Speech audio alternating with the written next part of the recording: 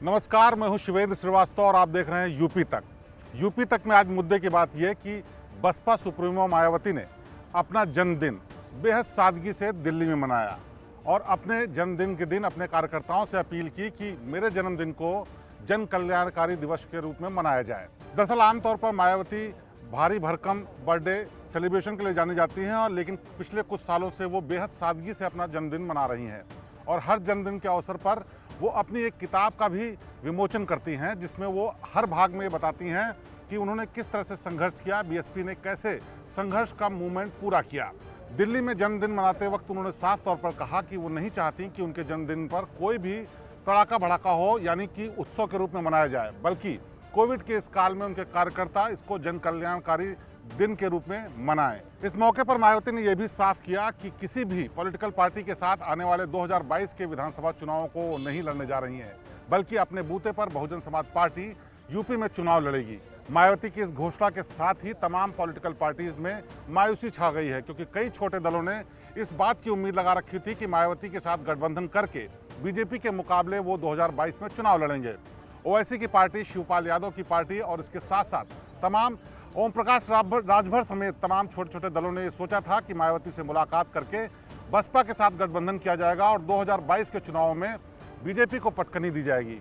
लेकिन मायावती के इस बयान के बाद ये सारे रास्ते बंद हो गए, क्योंकि उन्होंने साफ किया कि वो किसी भी जगह पर किसी भी दल के साथ मिलकर चुनाव नहीं लड़ेंगी, बल्कि अपने बूते ही चुनाव लड़ेंगी और उसका जो भी नतीजा होगा उसके आधार पर आगे फैसला किया जाएगा। दरअसल मायावती पिछले कई सालों से राजनीति के क्षेत्र में पूरी तरह से सक्रिय नजर नहीं आती हैं। ऐसे में माना यह भी जा रहा था कि शायद अपने उत्तराधिकारी को लेकर के उन्होंने चयन कर लिया है और अब आगे बसपा की डोर कोई और संभालेगा, लेकिन ऐसा भी होता दिख नहीं रहा है।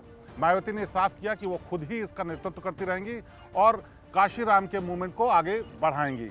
बसपा सुप्रीमो मायावती ने अपने 65वें जन्मदिन पर यह भी कहा कि बीजेपी से वो अपील करेंगे कि आने वाले दिनों में जब कोरोना के वैक्सीन लगाने का अभियान शुरू होगा तो सबसे पहले गरीब लोगों को ही वैक्सीनेशन किया जाए, जिससे कि उनको लाभ मिल सके।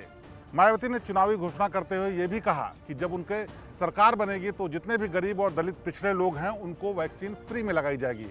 यानी उन्होंने भी राजनीतिक दांव खेलने की कोशिश की है, क्योंकि इससे पहले समाजवादी पार्टी के मुखिया अखिलेश यादव ने भी साफ किया था कि अगर उनकी सरकार बनती है तो गरीब लोगों को मुफ्त टीका लगाने का काम समाजवादी पार्टी की सरकार करेगी। मायावती ने बीजेपी की सरकार से यह भी अपील की है कि जितनी जल्दी हो सके इस अभियान को पूरा किया जाए और सबसे पहले गरीबों, दलितों और पिछड़ों को वैक्सीनेशन किया जाए, क्योंकि वो हर मामले में पीछे रहते हैं और उनको स्वास्थ्य की उतनी देखभाल भी नहीं करनी होती। इसलिए सरकार की जिम्मेदारी है कि सबसे पहले उनको वैक्सीनेशन किया जाए।